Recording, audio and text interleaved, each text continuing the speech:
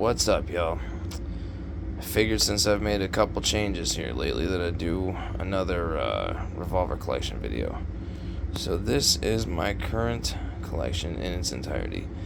The number I have has dropped a couple because I traded 2 for 1 for the Chief here.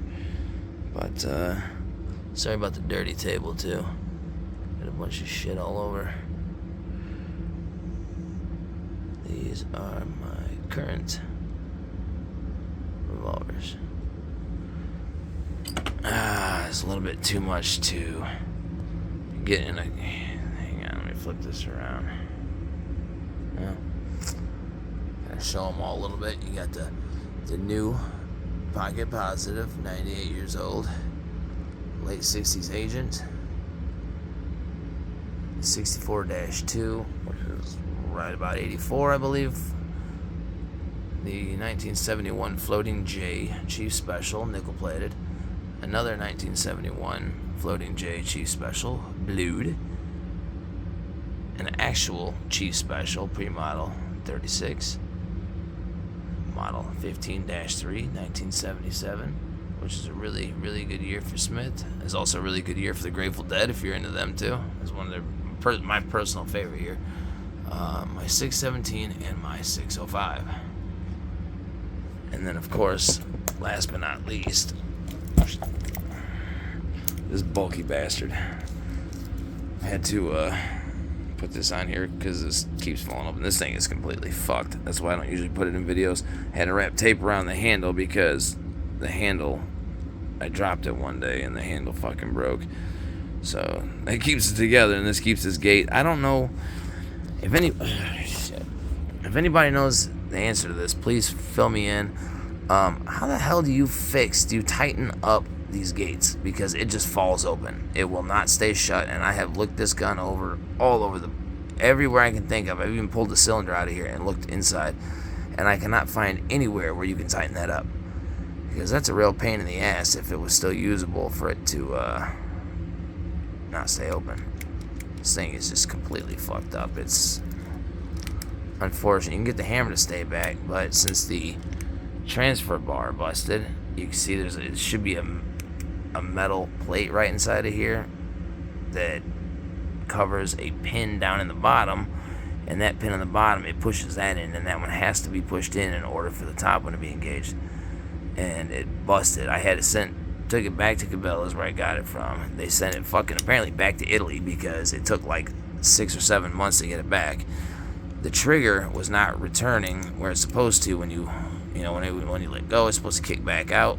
That had broken too. They never even fixed that. And then the little shitty transfer bar with this tiny thin little piece of metal, it snapped again. So yeah, note to self: don't buy any fucking Cabela's single action fucking guns. And this actually does say Cabela's on it, if I can figure out where does it say Cabela's at?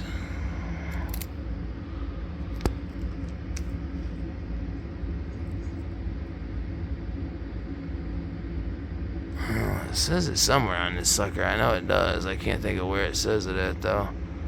Can't even read that anyways. Oh, there you go. If we can get it maybe just the right angle. It says Cabela's right in the middle there. And of course, my phone is not very good either, so anyways, it actually says Cabela's on it, so I imagine that to be a Cabela's brand in some ways. It's a Pieta, but I don't know why it would say Cabela's on it. So anyhow, for the double action revolvers, these things are incredible.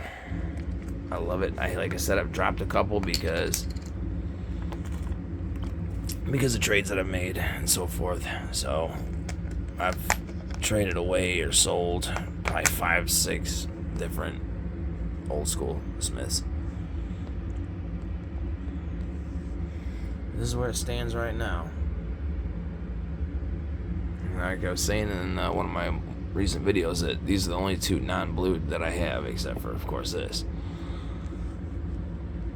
But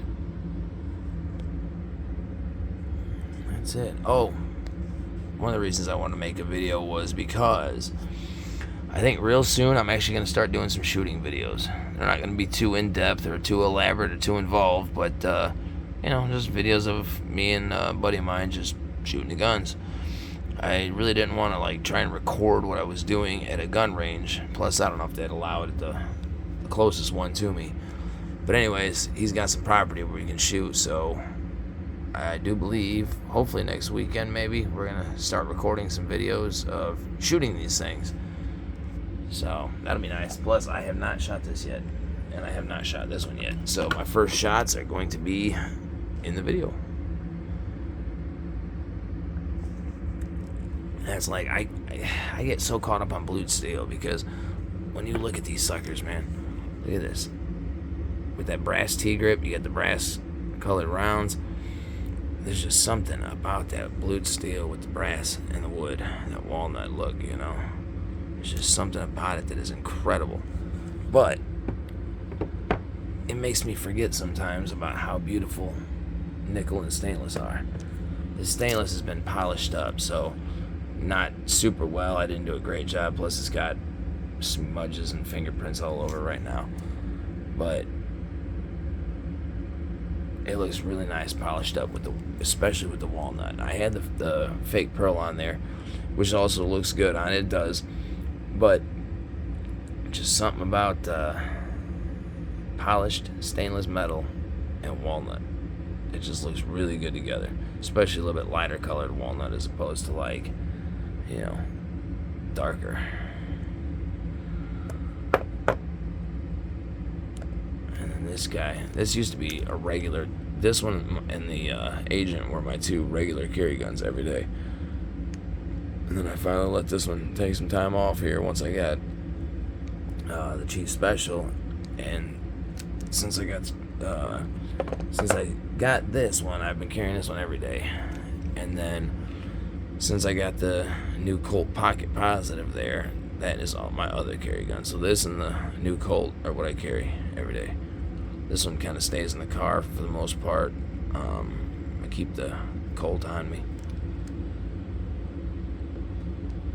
How many people have a 98-year-old carry gun? Probably not too many people, I'd be willing to bet. In fact, most people don't even carry revolvers at all anymore. Thankfully, there are still some of us out there, but for the most part, everyone wants their plastic 9mm, which I don't know. I give a lot of shit to those. I do. I talk a lot of shit about plastic guns, but they're not so bad.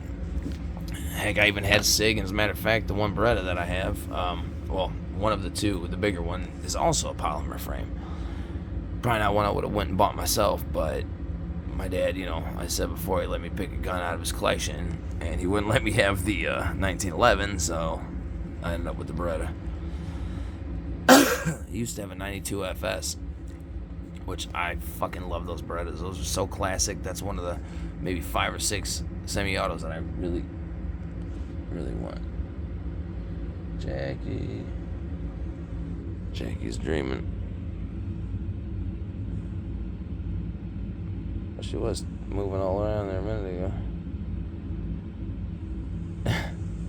Sometimes I can't tell if she's having bad dreams, so I wake her up sometimes, especially if she starts kicking a little too much. But but yeah, the 92 FS, he used to have one of those, but he sold it earlier on when I was in my teenage years, so that was not able to be chosen from either.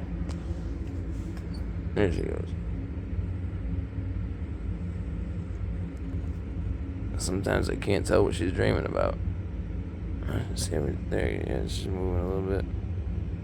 I don't know if she's running, having a good time, or if somebody's hurting her or something in her dreams. So, but yeah, I mean, there's definitely a place, and obviously a market for it, but there's definitely a place for plastic guns. I'm old school, that's all, I like old school. I like old school because most people don't. Most people want, a polymer 9mm. That's why I don't. In fact, I don't really even like 9mm because it's so popular. I'm trying to think. The only 9mm handguns that I can think of that I really want, are the 92 FS and a Browning high power. But I want like an old school high power. I don't want one of the new ones. They got Springfield. I saw is making is making, essentially a Browning high power now. It's called something else, but it's the same gun essentially. Looks wise. I'm sure there's some interior changes, but yeah. As far as I know, that's the only two I really, really want. And I know they make the 92 FS and 40 cal also, but I don't like the rail on it. And you have to get the one, I forget what the fucking numbers, the call numbers are for the one with the rail on it. It's probably 92 something, I don't know. But the other one is 92 FS with the rail on it. I don't like the rail. I want the classic look to it, so that's in 9mm.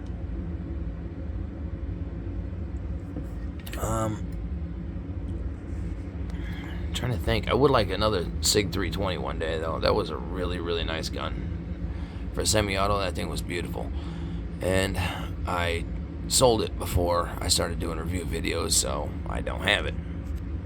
I didn't have it by the time I started doing it, so couldn't do one. This thing's fucking beautiful, man. This thing is so beautiful. It fits perfectly, man. It fits perfectly. It is just like a miniature long barrel revolver. It's just shrunken down. I got a thing for pocket guns and smaller versions of guns and so forth. But I'm trying to think, the other autos I would want would be an old, like a Colt Government 70 series. A pair of those, a nickel one and a blued one, and then what's the other one? A Colt vest pocket. Old school Colt vest pocket. So that's a 25 auto. And then that one's more just to have it, just because it's cool. And then